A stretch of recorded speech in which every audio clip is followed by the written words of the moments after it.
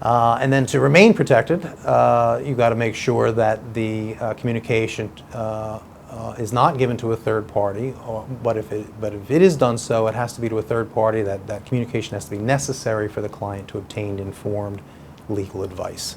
And this is a very high burden, a very high standard.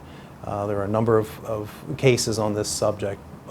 Providing the privileged investigation file to a third party must only be done in a situation where it's nearly indispensable or serves some specialized purpose to counsel in terms of its preventing its legal advice.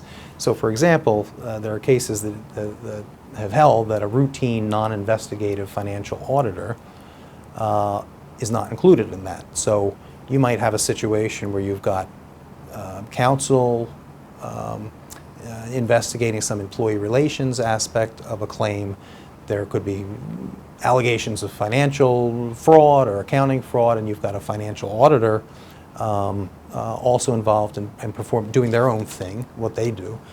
You don't necessarily want to give the notes of the counsel doing the employee relations piece to the financial auditor. It's not necessarily going to maintain the privilege.